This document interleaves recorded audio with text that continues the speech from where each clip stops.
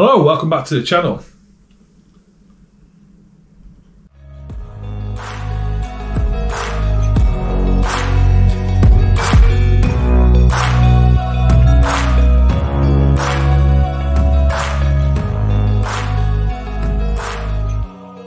Way back a year ago. Hello, welcome back to the channel. Welcome back to Trad Tuesdays, and we're going to be going for the Theakstons. So we've got the Theakston XB. You're probably wondering why I've not got the Old Peculiar, which is probably the most well-known beer by Theakstons, but I have already done that on the channel. And I thought I'd do something different for the Trad Tuesdays for Theakstons. So I've gone for the XB. I don't think I've ever had this. It's a ruby ale. It's coming in at 4.5%.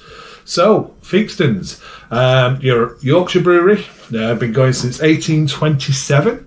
They're classed as the second largest brewery under family ownership and run by direct descendants of the founder, only second to Shepherd Neame. And the original founder was Robert Theakston. Theakstons have an on-site cooper, so he does all the cooperage. Theakstons had a takeover and they also had a buyback. The takeover it basically rolled on and ended up being with Scottish and Newcastle. And that was when basically Black Sheep was formed, because it was a bit of a in family quarrel, and it was like disagreements, and then another brewery was formed, Black Sheep Brewery, basically across the way from Theakstons. And the family bought it back from Scottish and Newcastle. And ever since, they've been family owned again. The beers, they've got the Old Peculiar, they've got a best bitter, they've got a dark mild, they've got stout, they've got pale, they've got spirits, they've got cider. And they do a lot for the community as well, which is really good. A lot of sponsorships for sports and stuff. And they're also basically supporting the Yorkshire Dale Rivers salmon scheme as well, which is a fantastic cause. So, Theakston's Brewery, 1827, Masham in Yorkshire. And I really enjoyed the Old Peculiar. I ended up brewing my own version of an Old Peculiar because I enjoyed it that much. So I'm really looking forward to XB. So let's get it open.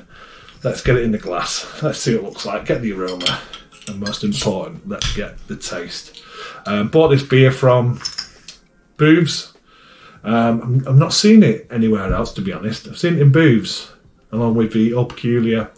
And there's another one there in a clear glass bottle. I can't remember which one that was. But I thought, oh, looks decent, like a ruby ale. And it is looking decent as well. Let's get half of it in so I can get an aroma before I fill that glass. So it looks, I'd say, more amber. Definitely, to my eyes, that is more amber.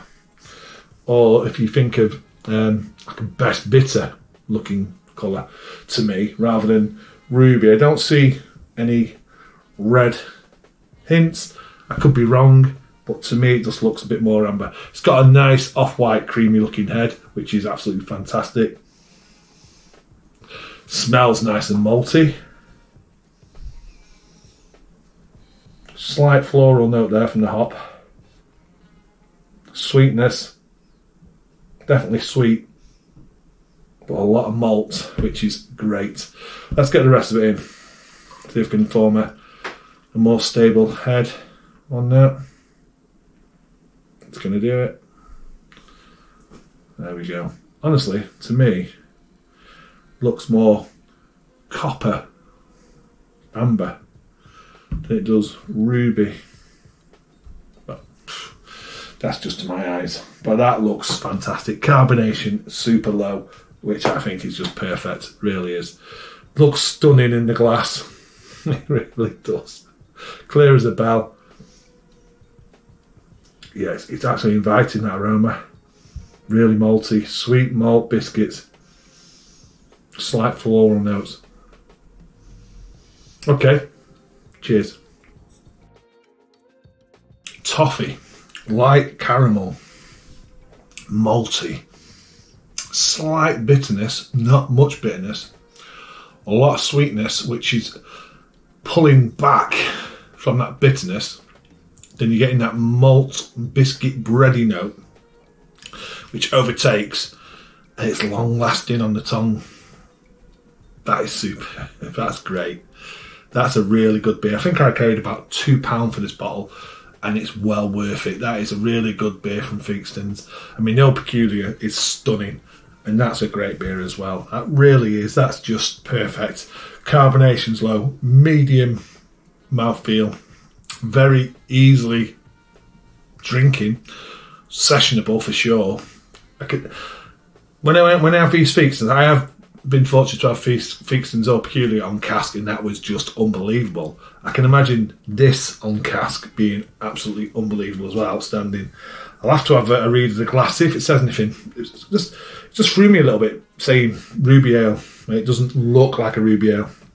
Legendary Ales, classic full-bodied ale with a delicate Calvados aroma and subtle rhubarb and apple flavours for a rich finish. I don't get rhubarb or apple.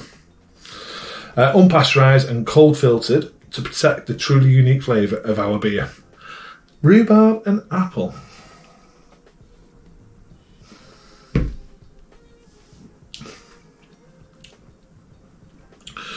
I'm just getting the sweetness. Unless that's the rhubarb throwing me. I really don't know, but I wouldn't explain that as a taste of rhubarb or apple. Theakston XB, unpasteurised and cold filtered.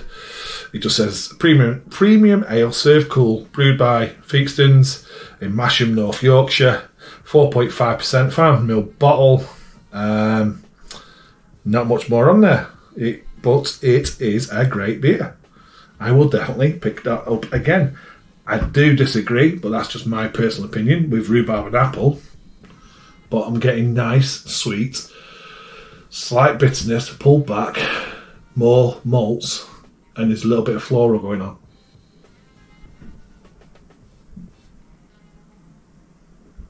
I happily drink that all day long. It's a great beer. Okay, cheers. Thanks for watching, and I'll see you on the next one.